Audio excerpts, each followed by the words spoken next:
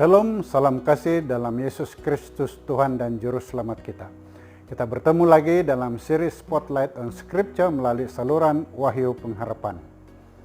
Ayat fokus kita hari ini dipetik dari Keluaran 20 ayat 4 yang berbunyi, "Jangan membuat bagimu patung yang menyerupai apapun yang ada di langit di atas, atau yang ada di bumi di bawah, atau yang ada di dalam air di bawah bumi." Sedang penonton, mari kita mulakan dengan berdoa. Bapa kami di surga, ketika kami membahas firman Tuhan yang sering disalahpahami, biarlah kami ditemani dengan Roh Kudus Tuhan untuk membantu kami memahami dengan lebih dalam lagi. Dalam nama Yesus kami berdoa. Amin. Selepas perintah yang pertama yang menyatakan Allah sebagai satu-satunya Allah yang benar dan larangan untuk menyembah dewa-dewa lain sebagai Allah, perintah kedua mengajar tentang cara menyembah Allah. Perintah ini secara khusus melarang untuk menyembah sesuatu objek, sama ada dalam bentuk ukiran, tangan atau lukisan atau seberang benda yang dianggap sebagai melambangkan Allah. Keluaran 20 ayat 5 seterusnya memberitahu kita, jangan sujud menyembah kepadanya atau beribadah kepadanya. Saudara, sila ambil perhatian bahwa apa yang dianggap dosa di sini ialah tindakan menghormati objek itu dan menganggapnya sebagai kudus serta tunduk menyembah kepadanya.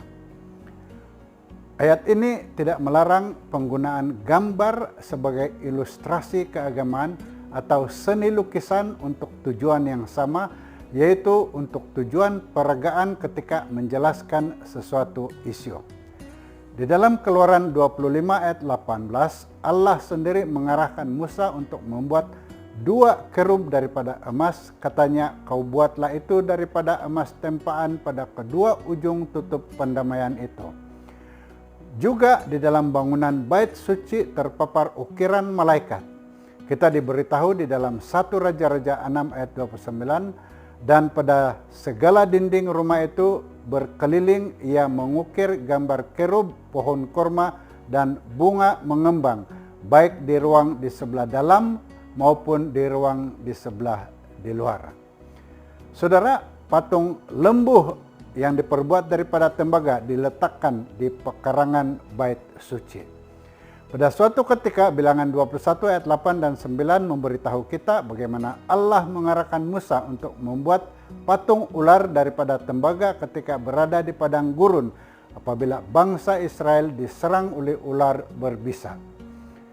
Tiada salahnya hal ini selagi ia digunakan sebagai satu peraga yang menunjukkan iman umat itu kepada Allah yang menyembuhkan mereka. Sedang penonton, namun 2 Raja-Raja 18 ayat 4 memberitahu kita bahwa ular tembaga itu diperintahkan untuk dimusnahkan apabila ia dijadikan sebagai objek penyembahan oleh bangsa kafir. Ini membuktikan bahwa suatu ukiran atau gambar yang digunakan sebagai ilustrasi atau bahan peraga bukanlah suatu dosa itu sendiri. Ia hanya menjadi dosa apabila ia digunakan sebagai objek penyembahan atau objek ibadah. Sekian, mari kita berdoa. Bapa di surga, terima kasih di atas kesempatan yang kami gunakan. Semoga apa yang kami kongsikan bersama pada kali ini membawa berkat bagi kami untuk dapat memahami lebih dalam lagi tentang firman Tuhan. Dalam nama Yesus kami berdoa. Amin.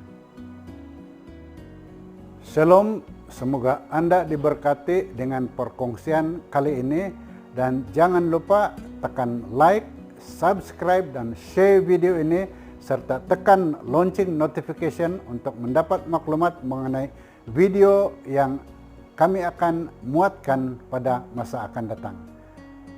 Shalom, sekali lagi Tuhan memberkati Anda.